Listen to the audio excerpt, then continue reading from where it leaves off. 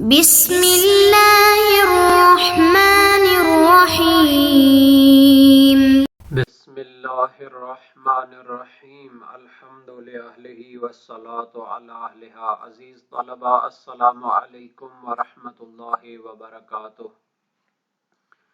شرح المعول کتاب الصلاۃ درس نمبر 311 میں تربع کا استحباب بیان کیا جائے گا۔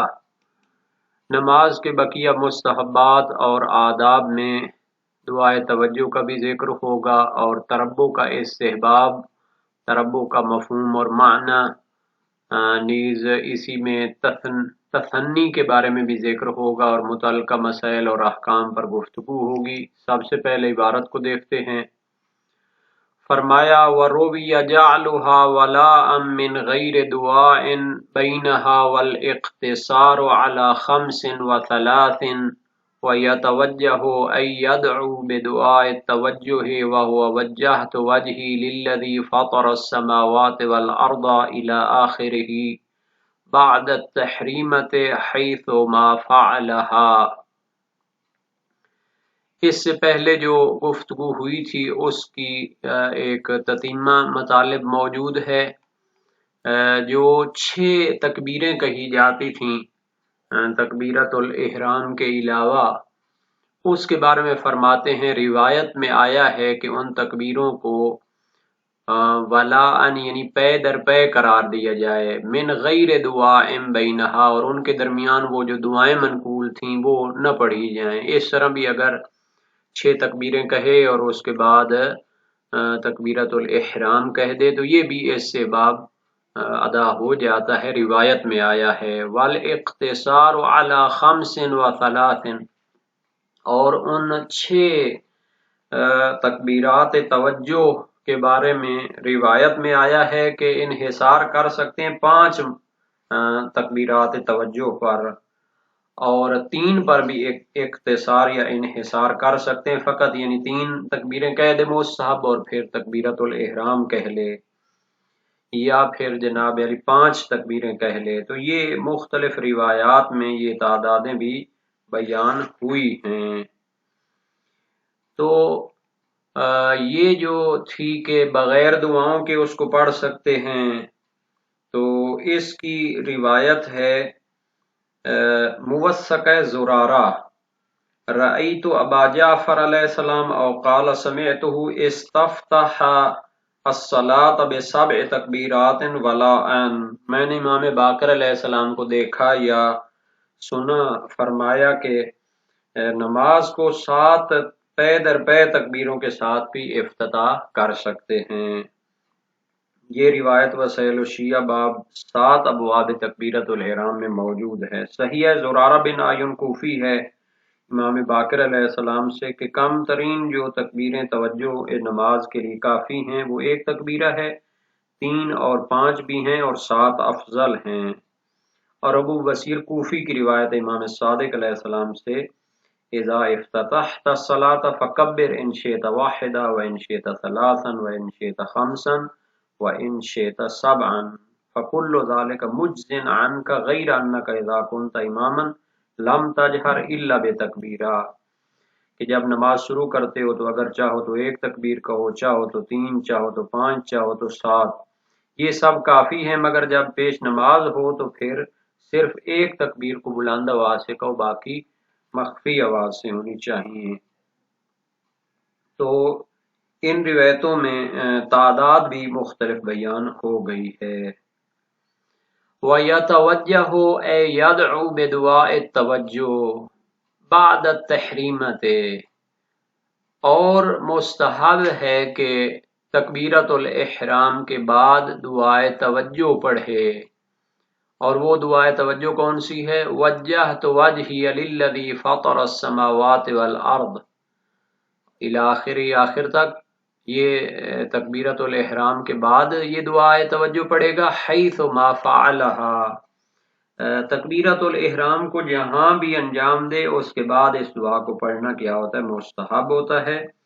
اس کی دلیل صحیح حلبی ہے، اور یہ دعا پہلے جو ہے نا جی حدیث کی روشنی میں تفصیل کے ساتھ بیان ہو چکی ہے، دوبارہ اس کو نہیں دہرائیں گے۔ مگر روایات سے ظاہر ہے کہ دعائے توجہ تکبیرات کے بعد قرات سے پہلے ہوتی ہے، چاہے تکبیرۃ الاحرام 7ویں ہو یا نہ ہو۔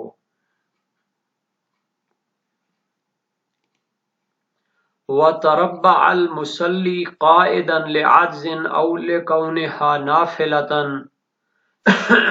بِأَنْ يَجْلِسَ عَلَى عَلْيَيْهِ وَيَنْصِبَ سَاقَيْهِ وَوَرِكَيْهِ كَمَا تَجْلِسُ الْمَرْأَةُ مُتَشَهِّدَةً حَالَ قِرَاءَتِهِ وَيُثْنِي، یا اس کو پڑھ سکتے ہیں یثنی رجلیہ حال رکوعہ جالسا بِأَن يَمُدَّهُمَا وَيُخْرِجَهُمَا مِنْ وَرَائِهِ۔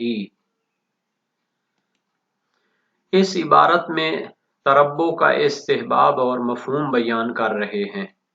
وَتَرَبَّعَ الْمُصَلِّي قَائِدًا لِعَجْزٍ، اگر کوئی بندہ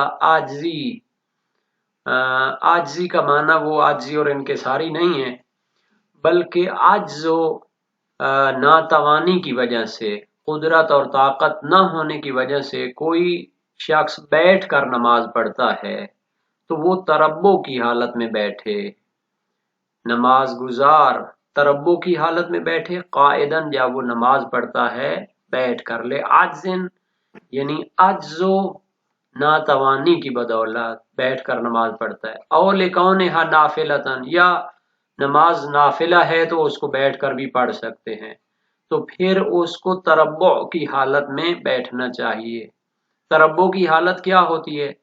بِأَن يَجْلِسَ عَلَى عَلْيَيْهِ، یعنی آپ نے جو نیچے والی ابری ہوئی جگہ ہیں ان پر بیٹھے، وَيَنْصِبَ سَاقَيْهِ اور اپنی پنڈلیوں کو اٹھا لے، وَوَرِكَيْهِ اور اپنی رانوں کو بھی اوپر اٹھا لے، كَمَا تَجْلِسُ الْمَرْأَةُ مُتَشَهِّدَةً حَالَ قِرَاءَتِهِ، جیسا کہ عورت تشہد پڑھنے کے وقت بیٹھتی ہے۔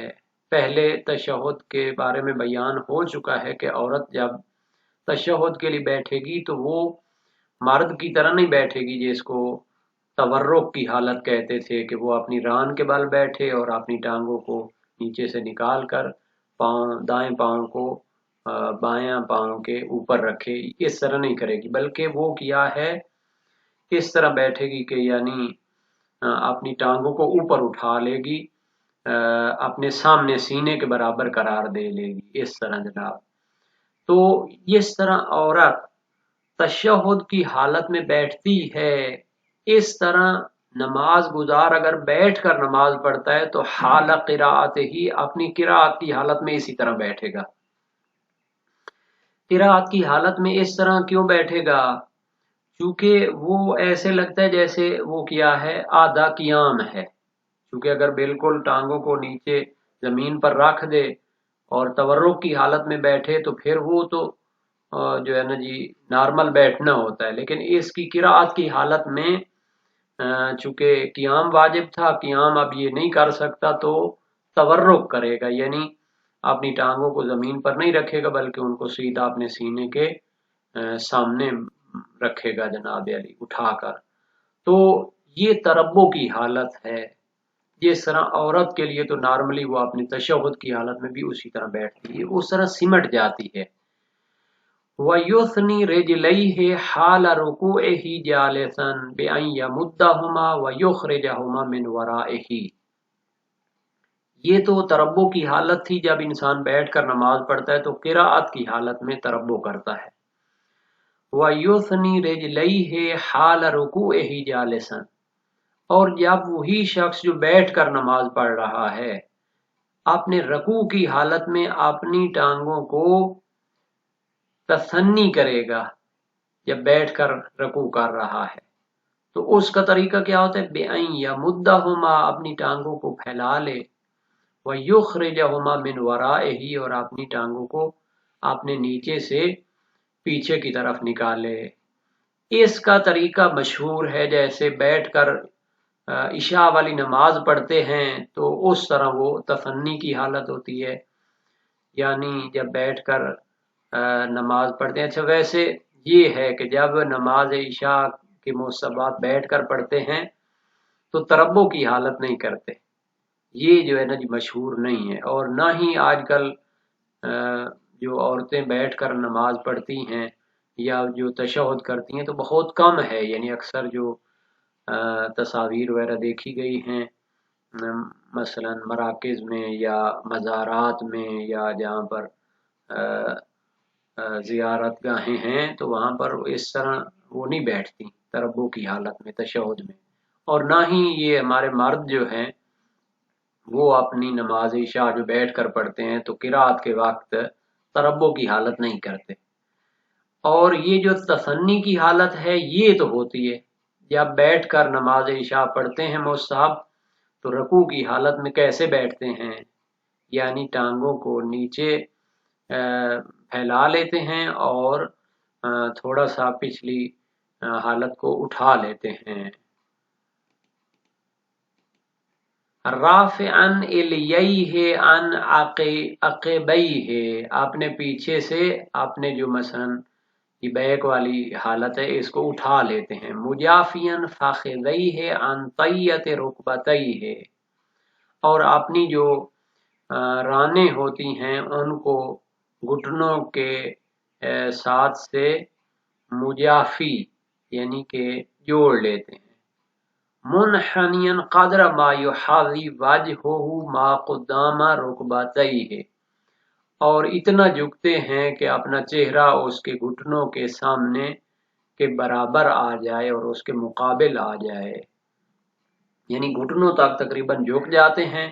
انحناء کا معنی جھکنا، یحاذی بالمقابل، چہرہ بالمقابل آ جائے گھٹنوں کے سامنے کے۔ تو یہ طریقہ ہے جو بیٹھ کر نماز پڑھتے ہیں، تو رکوع کے لیے اس کو اس طرح بیٹھنا چاہیے، اور اکثر جو نماز عشاء بیٹھ کر پڑھی جاتی تو اس میں حالت تثنی ہوتی ہے رکوع کی حالت میں۔ اچھا اس میں مجافی کا معنی ہے یعنی جدا اور کھلا رکھنا دو رانوں کو۔ طیہ کا معنی تھا کہ پشت جو ہے اپنے زانوؤں کی اس کو کھلا رکھے، تو اپنے زانوؤں کی جو پشت ہے اس کو کھلا رکھے گا، یعنی ان کو سمیٹ کر نہیں رکھے گا، اور انحناء کا معنی جھکنا ہے۔ وَتَوَرُّكُهُ حَالَ تَشَهُّدِهِ، اور تشہد کی حالت میں تورک کرے گا، بِأَنْ يَجْلِسَ عَلَى وَرِكِهِ الْأَيْسَرِ، اپنی بائیں ران پر بیٹھے گا، کما تقدم جیسا کہ پہلے بھی بیان ہو چکا ہے بعض جگہوں پہ۔ فَإِنَّهُ مُشْتَرَكٌ بَيْنَ الْمُصَلِّ قَائِمًا وَجَالِسًا، وہ تو چاہے انسان کھڑے ہو کر نماز پڑھے یا بیٹھ کر نماز پڑھے اس کے لیے مشترک حکم ہے کہ تشہد میں تورک کرنا چاہیے۔ تشہد میں تورک کا طریقہ کیا ہوتا تھا؟ وہی کہ انسان بائیں ران پہ بیٹھے اور اپنے پاؤں اور پنڈلیاں جو ہے ان کو نیچے سے نکال کر ایک سائیڈ پہ جو ہے نا جی بایاں پاؤں کا اوپر والا حصہ دایاں پاؤں کا اوپر والا حصہ بایاں پاؤں کے نچلے حصے کے اوپر رکھے۔ تو یہ وہ مستحبات ہیں جو بیٹھ کر نماز پڑھتا ہے اس کے لیے انجام دینے کا حکم ہے۔ اس میں 3 اصطلاحات ہیں یا 4۔ تربو، یہ جیسے عورت تشہد کو بیٹھ کر پڑھتی تھی، وہ اپنی ٹانگیں جو ہے مثلا اس طرح اوپر اٹھاتی ہے کہ اس کے جو گھٹنے ہوتے ہیں اس کے سینوں کے برابر آتے ہیں۔ یہ نہ مرد کرتے ہیں جو نماز عشاء بیٹھ کر پڑھتے ہیں، نہ ہی عورتیں تشہد میں زیادہ تر کرتی ہیں، یہ متروک ہی ہے تقریباً۔ اور رکوع کی حالت میں جب بیٹھ کر رکوع کرے گا تو حالت تثنی جو ہے یہ اکثر جب نماز عشاء کو بیٹھ کر انجام دیتے ہیں تو کیا جاتا ہے۔ تورک تشہد کی حالت میں ہونا چاہیے، تو یہ بھی اکثر اس کی تاکید وغیرہ ہوتی ہے۔ دلیلیں ان کی کیا ہیں؟ تربو کی دلیل کو دیکھتے ہیں۔ جو بندہ بیٹھ کر نماز پڑھے جب عاجز ہو نماز فریضہ کو اٹھ کر نہ پڑھ سکے یا نافلہ ہو تو اس کو بیٹھ کر بھی پڑھنا جائز ہے، تو اس کے لیے قرفصا کی طرح بیٹھنا جو ہے نا مستحب ہے، یعنی اپنی رانوں کو اور اپنی جو ہے نا پنڈلیوں کو اٹھا لے اس طرح کہ اس کے گھٹنے جو ہے وہ سینے کے سامنے ہوں۔ اس کو قواعد الاحکام علامہ ہلی اور دوسرے علماء نے تصریح کی ہے کہ وہ قراءت کی حالت میں تربو کرے گا، اور معتبر محقق ہلی کی جو کتاب ہے اس میں اسے مذہب و نا یعنی مذہب شیعہ کی طرف نسبت دی گئی ہے، اور مدارک الاحکام میں سید عاملی نے اسے علماء نا یعنی شیعہ علماء کی طرف نسبت دی ہے۔ حسن حمران بن آیون کوفی ہے، جلیل القادر سکہ شخصیت ہیں، زرارہ کے بڑے بھائی ہیں، اور امام باقر و امام صادق علیہ السلام میں سے ایک سے روایت کرتے ہیں، کان ابی اذا صلی جالسا تربع فاذا رکع تثنى یا ثنى رجلیہ، میرے والد گرامی جب نماز پڑھتے تھے بیٹھ کر تو تربو کرتے تھے، اور جب رکوع کرتے تھے تو اپنی ٹانگوں کو تثنی کرتے تھے۔ یہ روایت وسائل و شیعہ باب 11 ابواب القیام میں موجود ہے۔ تربو کی دلیل پر بحث ہو رہی ہے جناب۔ اور تربو کو قرفصا جو ہے اس پر حامل کیا ہے یا یہ مراد دیا ہے، حالانکہ یہ اس کا ایک معنی ہے اور اس میں منحصر نہیں ہے۔ بہرحال اس قرفصا والا معنی مراد لینے کی وجہ یہ ہے کہ یہ بقیہ معنی تربو کی نسبت قیام کے زیادہ قریب ہوتا ہے، اور یہ جو لفظ علامہ ہلی کی قواعد وغیرہ میں قرفصا یا قرفصا یا قرفصا لفظ ہے، اکڑوں بیٹھ کر اپنے ہاتھوں سے پاؤں کے گرد حلقہ باندھنا اور پیٹ کو رانوں سے ملا لینا۔ قعد القرفصا، قرفصا اکڑوں بیٹھنے کو کہتے ہیں۔ تو یہ ایک تعبیر اچھی ہے جناب علی، جو علماء نے اس کو تعبیر کیا ہے، یہ قیام کے معنی کے زیادہ قریب ہوتا ہے۔ اچھا، تثنی رجلین، جب انسان رکوع کرے گا تو تثنی کرے گا، تو یہ اپنی ٹانگوں کو زمین پہ پھیلانا ہے اپنے نیچے، کہ جب بیٹھے تو اپنے سینے کے اوپر اور اپنے جو ہے کیا کہتے ہیں اپنی جو پچھلی ہے حالت اس کو اٹھا لے گا، جیسے نماز عشاء کا وہ کرتے ہیں رکوع بیٹھ کر جو مستحبات پڑھے جاتے ہیں۔ اور تورک کرے گا حال تشہد میں، جو بیٹھ کر نماز پڑھتا ہے۔ تو شیخ توسی کی مبسوط اور اس کے پیروکاروں کی طرف اس کو نسبت دی گئی ہے، بلکہ تمام متاخرین کی طرف بھی، چونکہ مطلق تشہد میں تورک مستحب ہوتا ہے، جیسا کہ صحیح زرارہ میں ہے امام باقر علیہ السلام سے، اذا قعدت فی تشہدک فالصق رکبتیک الارض وفرج بینہما شیئا، جب تشہد کے لیے بیٹھتے ہو تو اپنے گھٹنوں کو زمین پر ملا دو اور ان کے درمیان کچھ فاصلہ رکھو۔ وَلِيَكُنْ ظَاهِرَ قَدَمِكَ الْيُسْرَى عَلَى الْأَرْضِ وَظَاهِرَ قَدَمِكَ الْيُمْنَى عَلَى بَاطِنِ قَدَمِكَ الْيُسْرَى، اور بایاں پاؤں جو ہے وہ زمین پر ہونا چاہیے، اس کا جو اوپر والا حصہ وہ زمین پہ لگنا چاہیے، اور دایاں پاؤں کا اوپر والا حصہ وہ بایاں پاؤں کے نچلے حصے پر لگنا چاہیے۔ وَأَلْيَتَاكَ عَلَى الْأَرْضِ، اور اپنے جو مثلا رانے ہیں وہ زمین پر لگیں۔ وَأَطْرَافُ إِبْهَامِكَ الْيُمْنَى عَلَى الْأَرْضِ، اور دایاں پاؤں کے جو کیا ہیں انگوٹھے، اس کی جو کنارے ہیں وہ زمین پر ہوں۔ وَإِيَّاكَ وَالْقُعُودَ عَلَى قَدَمَيْكَ، اور اپنے پاؤں پر بیٹھنے سے گریز کرو، فَتَتَأَذَّى بِذَلِكَ، اس سے اذیت ہوتی ہے۔ باب اول من ابواب افعال الصلاۃ میں یہ حدیث موجود ہے۔ ہاں، شرائع میں تورک کو حال تشہد میں نسبت دی ہے قیل کی طرف، جو بیٹھ کر نماز پڑھتا ہے، اور ابن سعید کی جامع سے منقول ہے کہ حال تشہد میں تربو مستحب ہے اس کے لیے، چونکہ حسنہ حمران مطلق ہے اور اس کو بھی اس کا وسیع معنی شامل ہے۔ اور صاحب جواہر سے منقول ہے کہ تربو اس کے لیے بھی مستحب ہے 2 سجدوں کے درمیان بھی، کیونکہ اس کی دلیل اطلاق اور وسیع معنی اس کو شامل تھا، لیکن ممکن ہے کہ حسن حمران وہ قابل رکوع کے لیے ہو کہ تربو مستحب ہوتا ہے، بعد میں پھر تربو شامل نہیں ہوگا، بقیہ دلیلوں کو دیکھنا پڑے گا۔